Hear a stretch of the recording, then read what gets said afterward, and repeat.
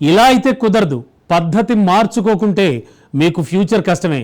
అలసత్వం ప్రదర్శిస్తే సహించేది లేదు.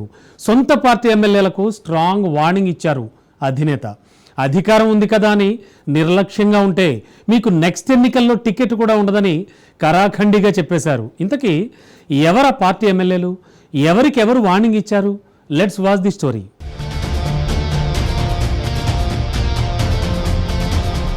తెలుగుదేశం పార్టీ విస్తృత స్థాయి సమావేశం మంగళగిరిలోని పార్టీ కేంద్ర కార్యాలయంలో సుదీర్ఘంగా సాగింది.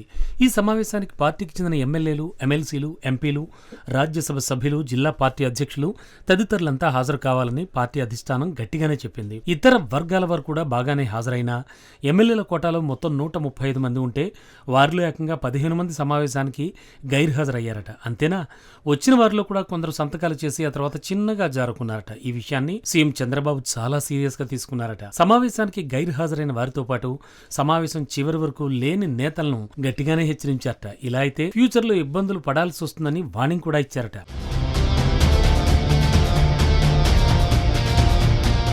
తెలుగుదేశం పార్టీ విస్తృత స్థాయి సమావేశానికి గైర్హాజరైన వారిపై ఏపీ సీఎం చంద్రబాబు సీరియస్ అయ్యారు.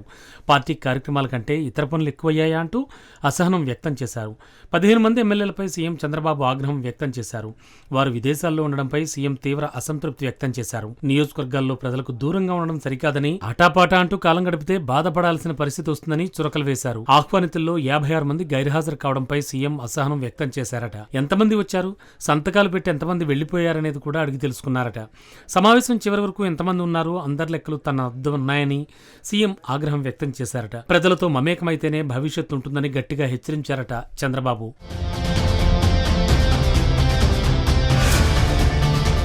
కూటమి ప్రభుత్వం చేపట్టిన కార్యక్రమాలు, సూపర్ 6లో అమలు చేసిన హామీలు, ఇతరత్రా సంక్షేమ పథకాల అమలు తీరుపై ఇంటింటికి తిరిగి ప్రచారం చేయాలనే ఉద్దేశ్యంతో ఇంటింటికి మంచి ప్రభుత్వం కార్యక్రమానికి శ్రీకారం చుట్టారు. జూలై 2 నుంచి నెలాఖరు వరకు నాన్ స్టాప్ గా కొనసాగనున్న ఈ కార్యక్రమంలో ప్రతి ఒక్కరూ పాల్గొనాలని కూడా పార్టీ దిశానిర్దేశం చేసింది. ఈ నేపథ్యంలో పార్టీ నిర్వహించిన సమావేశానికి అత్యంత ప్రాధాన్యత ఉంది. మరి ఇంతటి ప్రాధాన్యం ఉన్న సమావేశానికి ఏకంగా 15 మంది ఎమ్మెల్యేలు హాజరు కాకపోవడంపై చంద్రబాబు ఆగ్రహం వ్యక్తం చేశారు. సమావేశానికి గైర్హాజరైన వారిలో కొంతమంది ఎమ్మెల్యేలు ప్రస్తుతం దేశంలోనే లేరట.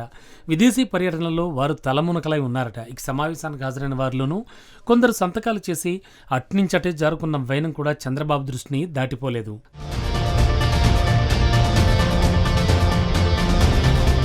దాదాపుగా 8 గంటల పాటు నిర్విరామంగా సాగిన విస్తృత స్థాయి సమావేశంలో ఇంటింటికి మంచి ప్రభుత్వం పేరిట చేపట్టనున్న కార్యక్రమం గురించి పార్టీ శ్రేణులకు చంద్రబాబు దిశానిర్దేశం చేశారు. ఈ సమయంలో ఆయన గైర్హాజరు విషయాన్ని ప్రస్తావించలేదు. సమావేశం ముగిసిన వెంటనే గైర్హాజరైన వారి లిస్టును ప్రస్తావించిన చంద్రబాబు డుమ్మా కుట్టిన నేతల తీరుపై ఆగ్రహం వ్యక్తం చేశారు. ఇంటింటికి మంచి ప్రభుత్వం లాంటి కీలక కార్యక్రమానికి సన్నాహకంగా నిర్వహిస్తోన్న ఇంతటి కీలక సమావేశానికి ఇంతమంది ఎమ్మెల్యేలు గైర్హాజరైతే ఎలా అని ప్రశ్నించారు. అంతేకాదు, గెలిపించిన ప్రజలకు సేవ చేయకుంటే మరుసటి ఎన్నికల్లోనే ఫలితం అనుభవించాల్సి ఉంటుందని ఆయన హెచ్చరించారు. ఎక్కువ కాలం విదేశాల్లో పర్యటించడం కూడా సబబు కాదని బాబు సూచించారు. ఇక సమావేశానికి వచ్చి మరీ సంతకాలు చేసి జారుకున్న వారి జాబితా కూడా తన వద్ద ఉందని, త్వరలోనే వారి పని పడతానని వార్నింగ్ ఇచ్చారు చంద్రబాబు.